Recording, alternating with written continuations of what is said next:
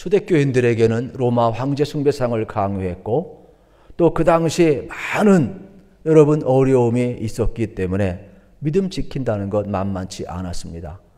그런데 그들은 흩어지면서도 수많은 고난과 박해 속에서도 그들이 견뎌낼 수 있었던 것은 뭐냐? 주님 다시 오시마 약속하신 그 말씀을 붙들었기 때문에 그렇습니다. 그래서 주님 오시면 모든 것이 다 해결되니까, 주님 오시면 이 고통스러운 세상이 끝나버리니까, 주님 오시면 불의가 다 심판을 받을 것이니까, 주님 오시면 선악간의 모든 것이 다 드러날 것이니까, 주님만이 내 모든 것을 다 아시니까 주님 오셔서 우리를 구원하고 심판할 그날을 그토록 사모하면서 그들은 모든 것을 인내하며 소망 가운데 살아갔다는 사실입니다. 그런데 주님이 오지를 않습니다. 길어지는 겁니다. 주님 곧 올 줄 알았는데 오지 않습니다. 두 가지 현상이 나타납니다. 하나는 몇 날 몇 시에 올 것이다. 시한부 종말론이 나타납니다. 우리나라에도 여러분 1998년 10월 28일 이장림 씨가 예수님 재림한다고 그래가지고 난리가 났었잖아요. 이 시한부 종말론이 무서운 거예요. 또 하나는 여러분 예수님 오시지 않는다라는 거예요. 부정하는 거예요. 그러면서 거짓된 교주들이 나타나고 자기가 재림주라고 이야기하는 거예요. 우리나라도요, 자기가 재림주라고 하는 사람이 50명이 넘습니다, 여러분. 이렇게 부작용이 많아요. 이단들이 많이 나타나고 있는 거예요. 이러한 때 삶이 흔들려가고 더 이상 어찌할 수 없었을 때에 베드로 사도는 우리에게 이 종말을 어떻게 보내야 되는가, 주님 다시 오심을 기다리는 이 신앙의 자세가 어떠해야 하는가를 우리에게 가르쳐주고 있습니다. 우리는 그날과 그 시는 아무도 모른다고 그랬습니다. 그러나 주님 오신다고 그랬는데 오시지 않고 우리가 이 긴 기다림 속에서 살아가야 할 때 그리스도인들은 어떻게 살아가야 되느냐, 오늘 본문이 우리에게 가르쳐주고 있습니다. 예수님의 재림이 더디다는 것에 대해서 본문은 먼저 우리의 기다림의 시간은 하나님의 기다림의 시간으로 이해한다고 가르치고 있습니다. 8절 말씀에 보면 사랑하는 자들아 주께는 하루가 1000년 같고 1000년이 하루 같다는 이 한 가지를 잊지 말라 말씀하고 있어요. 하나님의 시간과 우리의 시간이 다르다는 겁니다. 보통 여러분 하루가 1000년 같고 또 1000년이 하루 같다고 이야기를 합니다. 그러면 우리 사람들은 무슨 생각을 하느냐면 나의 시간에 여러분 주님이 재림하길 원해요. 내 고통의 순간에 주님 오셔서 이 고통을 거두가기를 원해요. 불의를 심판하길 원해요. 주님의 나라가 임하길 원해요. 그런데 나의 시간에 주님이 오지 않습니다. 그래서 우리는 주님의 오심이 더디다고 이야기를 하는데 이것이 더딘 것이 아니라 하나님의 시간 안에서는 하루가 1000년 같고 1000년이 하루 같다라는 것을 이해하라고 우리에게 가르쳐주고 있는 것입니다. 그래서 시편 90편 4절을 인용을 해서 하나님의 때를 인간의 때로 해석하지 말고 하나님의 때, 하나님의 시간으로 이해하라고 이야기를 하는 겁니다. 좀 더 설명하면 이렇습니다. 여러분, 우리는 하루 24시간을 살아갑니다. 그래서 이거를 가르쳐서 여러분 1시간, 2시간, 3시간 쭉 이게 흘러가는 이 시간을 크로노스 시간이라고 이야기를 해요. 시작이 있으면 끝이 있죠. 그러나 하나님의 때, 하나님의 시간을 이야기하는 것은 하나님의 주권 속에 임하는 카이로스라고 이야기를 하는 겁니다. 그러니까 우리의 시간 속에 여러분 하나님이 언제 오실지 모르지만은 하나님의 주권이 임하였을 때 하나님이 재림하셔서 모든 것을 심판하실 그날 카이로스의 때는 하나님의 주권에 속해 있음을 우리가 이해하라고 말씀하는 내용이 되겠습니다. 또 하나는 재림이 지연되는 것은 하나님의 마음을 이해하라고 이야기를 하고 있습니다. 그래서 9절에 보면 이렇게 이야기합니다. 주의 약속은 어떤 이들이 더디다고 생각하는 것 같이 더딘 것이 아니라 오직 주께서는 너희를 대하여 오래 참으사 너희를 대하여 오래 참 이것을 알라는 거예요. 아무도 멸망하지 아니하고 다 회개하게 이르기를 원하시느니라. 아버지의 마음을 이해하라는 겁니다.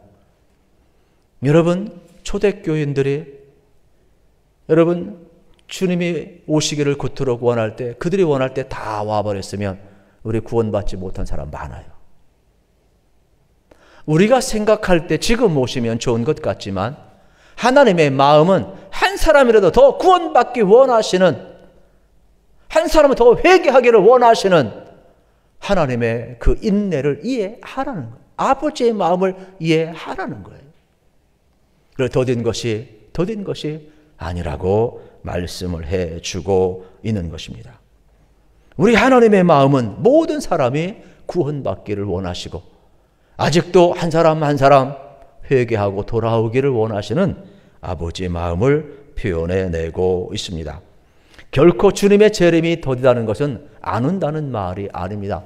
주님은 반드시 오시는데 오늘 10절에 보면 이렇게 표현합니다. 그러나 주의 날이 도둑같이 오리니 그 날에는 하늘이 큰 소리로 떠나가고 물질이 뜨거운 불에 풀어지고 땅과 그쪽에 있는 모든 일이 드러나리로다 말씀하고 있어요. 주님 반드시 온다라는 겁니다. 우리는 마태복음 25장에서 열처녀 비유를 기억합니다. 여러분, 이스라엘은 결혼식을 일주일 정도 하고 또 밤에 이루어지는 경우가 많지 않습니까? 우리하고 좀 풍습 문화가 좀 다르지요. 언제 신랑이 올지 모르는데 신부를 맞이해야 되는, 신부는 신랑을 맞이할 준비를 해야 하는데 다섯 처녀는 지혜로워서 등과 기름을 준비하고 신랑 오실 때를 기다리고 있어요. 그런데 또 5분은 어떻게 합니까? 충분히 준비하지 못하고 여러분 기다리고 있어요. 근데 결국 신랑이 온다는 소리가 울려 퍼졌을 때 어떻게 되었습니까? 등을 밝히고 기름을 가지고 신랑을 맞이하고 혼인신 잔치에 들어갑니다. 그런데 잠자고 있던 5처녀는 그때 등을 밝혔지만 이미 기름이 다 떨어지고 꺼져버려서 다시금 기름 구하러 갔다 오잖아요. 이미 때는 늦었고 여러분 혼인잔치 문이 닫혔어요. 주님이 안 오는 게 아니에요. 그때가 언제일지 모르는 거죠. 그래서 주님은 반드시 오심을 우리에게 약속하고 있는 것을 보게 되는 겁니다. 그만큼 초대교회 모든 그리스도인들은 많은 박해와 궁핍과 고난 속에서도 그들이 이길 수 있는 힘은 주님 다시 오시마 기다리는 그 힘이었어요. 기다림이 힘인 거예요. 우리 인생길을 걸어가면서요, 우리를 하나님의 사람답게 하고 믿음의 길을 걷게 하고 다시 오시마 약속하신 예수님을 믿고 기다리는 사람은 오늘 세상이 반쪽이 나도 세상에 무슨 일이 벌어져도 흔들리지 않고 이 기다림은 우리를 살아가야 될 이유가 되며 힘이 되며 믿음이 되며 우리의 모든 정체성이 되는 것입니다. 그만큼 기다림은 우리를 여러분 존재하게 만드는 힘이 있음을 발견하게 됩니다. 그래서 베드로는 11절에서 어떻게 너희가 이 기다림을 정말로 지켜나가야 되느냐, 마땅한 자세에 대해서 이야기를 하고 있는 것입니다. 그 당시 예수님 오지 않는다, 시한부, 종말론, 미혹자들, 거짓된 선지자들, 그래서 또 어차피 세상 끝날 건데 방탕하자는 자들, 아주 삶의 혼돈이 많이 와요. 그래서 순수한 교인들도 여러분 정확하게 종말론에 대해서 이해를 해야 되고, 오늘 내가 하나님 앞에서 믿음으로 여러분 성실과 정직함으로 살아가야 되지, 자꾸 여기 있다 저기 있다 귀를 기울이면 안 되는 거예요. 그래서 베드로 사도는 아주 명확하게 주님 오심을 기다리는 자세에 대해서 이야기하는데, 첫째는 거룩한 행실과 경건함으로 그날을 준비하라고 11절에서 말씀을 하고 있어요. 그러니까 주님 언제 오는 것이 중요한 것이 아니라 주님 오시는 그날 우리가 거룩하고 경건된 모습으로 맞이해야 된다라는 거예요. 거룩함이라는 것은 여러분 구별되었다는 것이거든요. 악으로부터 분리되어서 구별된 삶을 우리가 살아야 되는 것이지요. 경건도 마찬가지예요. 경건도 여러분 예수님을 닮아가는 게 경건 아니겠습니까? 그래서 오늘 우리가 말할 때에도 행동할 때에도 예수님이 기뻐하는가, 예수님이 원하는가 물어야 되죠. 구체적으로 롤 모델이 있잖아요. 그래서 우리의 삶이 예수님을 닮아가고자 경건된 삶을 끊임없이 살아가야 되는 거예요. 또 소극적인 경건이 있고 적극적인 경건이 있는데 야고보서 1장 27절에 보면 이러한 내용이 나와요. 하나님 아버지 앞에서 정결하고 더러움이 없는 경건은 곧 고아와 과부를 그 환난 중에서 돌보고 또 자기를 지켜 세속에 물들지 아니하는 그것이니라. 여러분, 우리가 경건한 삶은 세속에 물들지 않는 구별된 삶을 살아야 하지만 동시에 우리 주변에 가난하고 헐벗은 이웃들을 향하여 적극적으로 사랑을 베푸는 것도 경건이라고 이야기를 하고 있다는 사실이에요.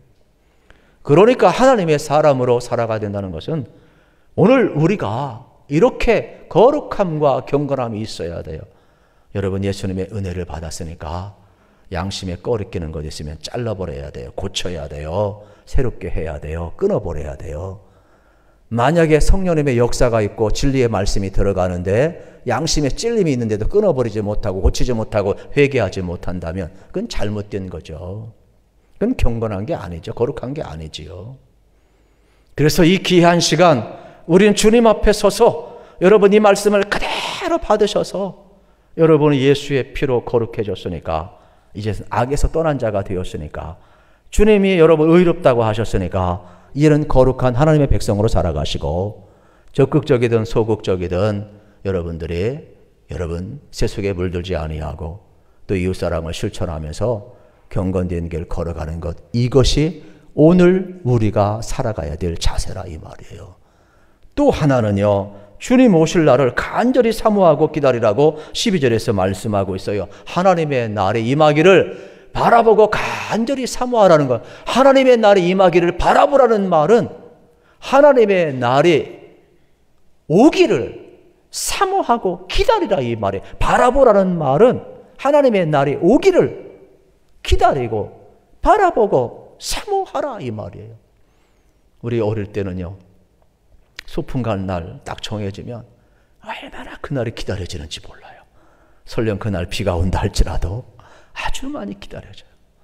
여러분 여행을 갈 때 얼마나 많이 준비를 합니까?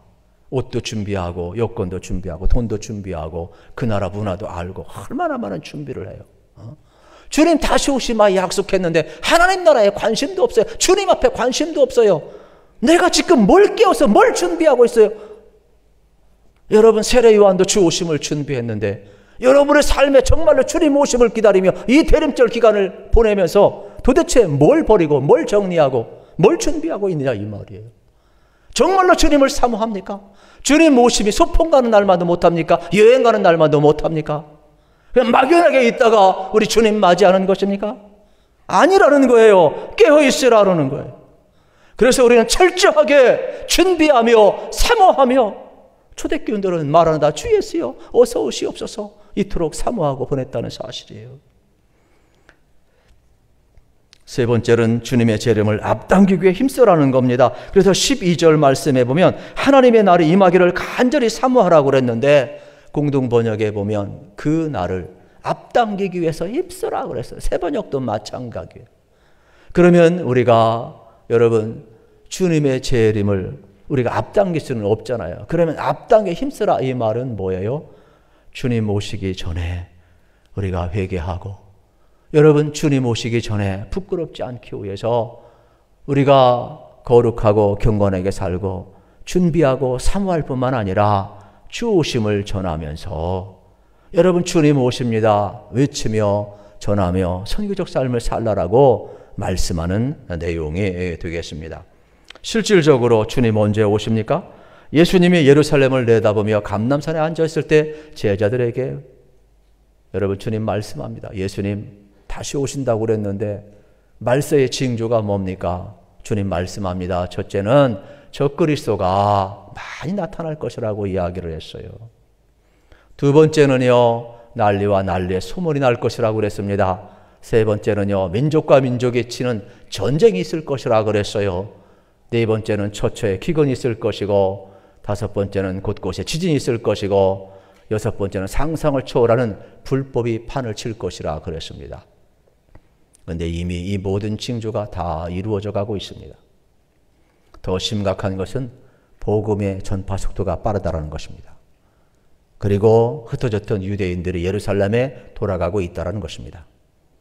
그리고 제3의 성전을 건축하면 주님 그날 오시는데 마치 새 하늘과 새 땅, 새 예루살렘이 열리는 것처럼, 그래서 유대인들은 지금 어떻게 보게 되면은 여러분 예루살렘 성전을 빼앗겨서 회개도 도움이 되어버렸잖아요. 그래서 통곡의 벽 앞에 서서 그들은 맨날 서서 울면서 맨날 토라를 읽으면서 기도하고 있잖아요. 그래서 그들은 지금 제3의 성전을 지으려고 그래요. 이러한 모든 징조를 보면서 특별히 마태복음 24장 14절에 보면 예수님 이렇게 말씀을 하셔요. 이 천국 복음이 모든 민족에게 증언되기 위하여 온 세상에 전파되리니 그제야 끝이 오리라. 여러분, 우리는 그날과 그것이 몰라요. 그러나 주님 징조가 있다 그랬어요. 그런데 가장 확실한 징조는 뭐냐? 주의 복음이 온 열방에, 온 족속과 민족에 전파되는 그때 주님 오신다고 그랬어요. 근데 지금은 상상을 초월할 속도로 여러분 선교사들이 가지 못하는 그곳에도 여러분 복음이 전파되고 있다는 걸 알으셔야 돼요. 우린 막연히 영원할 것 같은데 이 땅은 영원하지 않아요. 우리 인생은 영원한 삶을 추구하고 있지만 우리는 유한한 인생을 살 수밖에 없어요. 그래서 정말로 여러분 역사 이 지구의 시계로 표현하면 아주 100초밖에 안 남았다 이렇게 표현을 하고 있어요. 그만큼 여러분 계속해서 종말을 향하여 가고 있는 그러한 모습 우리는 보게 되는 것이지요. 지금 지구상에 여러분 핵무기 가지고 있는 거 터뜨리면요, 이 지구요 몇백 번도요 한순간에 날려버릴 수 있는 핵무기가 다 있어요. 순간이에요, 순간. 그렇기 때문에 이 종말을 향하여 가는 이 시계가 언제 어떻게 터질지 모르는 거예요. 언제 어떻게 멈출지 모르는 거예요. 그러나 우리가 너무 두려워할 필요 없는 것은 모든 복음이 증거된 후에 주님 오신다고 그랬으니까 우리는 아직 여러분 우리 주님을 더 간절히 사모하며 기다릴 필요가 있는 것입니다. 특별히 오늘 양옆에 이렇게 성탄목을 해놓았습니다. 여러분 우리가 주님 오심을 기다리며 이렇게 성탄목, 성탄트리를 한 것은 큰 의미가 있습니다. 과거에는 그냥 무조건 빛나는 것 아무거나 갖다 놓으면 성탄트리인 줄 알았는데 연구해 보니까 그게 아니에요. 성탄절 전야전 때 6세기부터 많은 분들이 예수님 오심을 기다리면서 연극제를 했어요. 그리고 그 무대를 에덴 동산으로 꾸몄어요. 그리고 에덴 동산에 생명나무를 심어놔야 되는데 겨울철이니까 어디 가서 나무를 구할 수가 없어요. 열매를 구할 수가 없어요. 그래서 사시사철 푸른 전나무를 잘라다가 꽂아 놓았어요. 그리고 거기에 이제 여러분 이렇게 트리를 해 놓은 것입니다. 그런데 맨 먼저 뭘 붙여 놓느냐? 이 사과를 달았다고 합니다. 그러니까 성탄 트리는 아무거나 다는 게 아니에요. 왜 그러면 사과를 달았느냐? 하나님께서 에덴 동산에서 모든 것을 만드시고 아담과 하와에게 모든 걸 다 주었잖아요. 다 다스리게 하셨잖아요. 하나님의 나라가 이루어졌어요. 그러면 하나님의 나라는 영토, 주권, 백성 아닙니까? 그러면 하나님께서 모든 것을 다 이룬 이 에덴 동산에 하나님의 나라를 선포하시면서 뭐라고 그랬어요? 다른 것은 다 아담하 마음대로 하라. 그러나 선악을 알게 하는 이것은 먹지 말라. 하나님의 법이 작동된 거예요. 그러면 말씀에 순종해야 하는데 아담과 하와가 어떻게 됐어요? 하나님 말씀에 불순종을 해요. 그래서 결국 인간이 하나님과 분리되는 것을 보잖아요. 사망이 오는 것을 보잖아요. 그래서 이 어떻게 보면 여러분 이 사과를 달면서 선악을 알게 하는 이 열매를 먹고 결국 하나님과 분리된 이것을 의미하면서 여러분 성탄 이 트리를 했다라는 사실이에요. 오늘 우리도 마찬가지죠. 여러분 이 땅을 살아가면서 여러분이 하나님의 백성으로 살아가려면 하나님의 법이 여러분에게 작동돼야 돼요. 하나님이 여러분의 왕이시고 하나님의 말씀이 작동되고 하나님의 말씀에 순종하는 자가 하나님과 관계 있는 자이지, 뭐 입술로는 주여 주여 하는데 내 마음대로 살아가면서 어떻게 하나님의 백성입니까?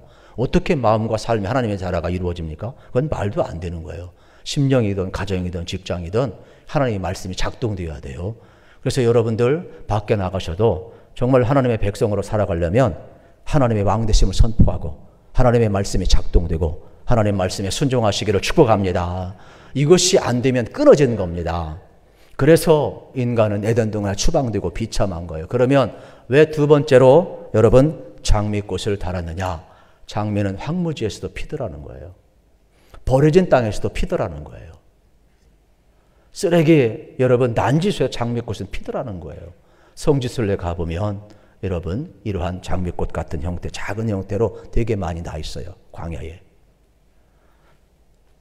그러면은 이건 뭐냐? 주님, 우리가 범죄하여서 불순종하여서 끊어졌고 우리에게 사망이 왔고 우리는 다시금 스스로 살 수 없는데 이렇게 버려진 땅에서 장미꽃이 피는 것처럼 우리 인생 가운데 하나님 오시옵소서. 그래서 다시금 장미꽃처럼 우리를 회복시켜 주시고 잃어버린 하나님 형상을 회복시켜 달라고 그래서 이렇게 장미꽃을 꽂은 거예요. 이러한 간절한 소망이 있는 거예요. 그리고 빵은 왜 달았느냐? 이스라엘 백성의 정체성이 어디에서 옵니까? 출애굽에서 오잖아요. 그들이 어떻게 하나님의 백성인 걸 어떻게 알아요? 출애굽을 통해서 아는 거예요. 아, 하나님이 아브라함 부르시고 언약 맺으시고 우리 민족 번성케 하셔 약속하셨는데 430년 동안 애굽에 있었지만은 하나님이 번성케 하셨잖아요. 그 약속을 지키기 위해 출애굽 시키잖아요. 광야 40년 동안 어떻게 하셨어요? 하나님이 하늘에서 만나를 내려 먹였다라는 거예요. 그래서 우리의 인생은 하나님의 만나로 사는 거라는 거예요. 예수님 말씀하셨잖아요. 사람이 떡으로만 사는 것이 아니요 하나님의 입으로 나오는 말씀으로 살 것이니라 그랬잖아요. 그만큼 철저하게 우리는 여러분 하나님의 말씀으로, 예수님도 나는 생명의 떡이라 그랬어요. 그러므로 우리는 예수님을 먹고 사는 자, 말씀을 먹고 사는 자, 예수의 생명으로 살아가는 존재임을 우리에게 전달해 주고 있는 겁니다. 그러면 왜 성탄절 전야자에 또 초를 여러분 이 트리에 달았을까요? 이 초는 어둠을 밝혀주잖아요. 예수님이 이 땅에 오셔서 어둠을 밝히는 참 소망이라는 거예요. 로마 황제도 아니고 그 어떤 것도 아니고 가장 절망스러운 순간에 예수님만이 이 어둠을 몰아내는 빛이라는 거예요. 참 생명이라는 거예요. 그래서 빛으로 오신 예수님을 갈망하면서 여러분 이 초를 달았다고 합니다. 이사야서 여러분 특별히 30장에 있는 말씀을 읽어드리고 말씀을 맺겠습니다. 이사야 30장 18절입니다. 그러나 여호와께서 기다리시나니 이는 너희에게 은혜를 베풀려 하심이요 일어나시리니 이는 너희를 긍휼히 여기려 하심이라. 대저 여호와는 정의의 하나님이시라. 그를 기다리는 자마다 복이 있도다. 여러분 하나님을 기다리는 자 복이 있도다 그랬어요. 우리 하나님은 공의의 하나님, 정의의 하나님이에요. 주님 오셔서 반드시 심판할 거예요. 거짓과 불의를 심판하실 거예요. 하나님의 나라를 세우실 거예요. 하나님의 통치를 회복하실 것이에요. 그러므로 여러분 오늘 같은 이 불의한 시대를 살아가면서 여러분들이 어떠한 삶을 살아가야 되겠어요? 우리는 분명히 기억해야만 합니다. 이러한 세상 가운데 속에서 하나님이 거룩한 백성, 여러분들 하나님 나라 백성으로, 제사장으로, 왕같은 족속으로 세워주셨어요. 그러므로 세상에 나아가셔도 여러분들이 여호와 니시 승리를 선포하며 살아가야 돼요. 우린 믿음의 사람들이에요. 아무리 어려운 시대라 할지라도 믿음으로 여러분 살아가셔야 돼요. 세상 사람들하고 구별된 삶을 살아가야 돼요. 예수 믿는 사람하고 예수 안 믿는 사람하고 똑같으면 누가 예수 믿겠어요? 오늘의 시대에 여러분 모두 다 절망하고 빠져 있는데 여러분들 어떻게 하게 됐어요? 새하늘과 새 땅을 바라보면서 죽어서 가는 하나님의 나라가 아니라 그건 이미 하나님의 은혜로 우리에게 보장해 주셨으니까 여러분 오늘을 살아갈 때 주님 우리 가운데 계시잖아요. 주님 여러분 마음 가운데 계시잖아요. 새 마음 새 영을 주셨잖아요. 그러니까 여러분의 삶이 여러분 하나님의 나라가 되기를 축복합니다. 그리고 여러분들이 기쁨 가운데 살아가기를 축복합니다. 예수의 생명으로 충만하시기를 축원합니다.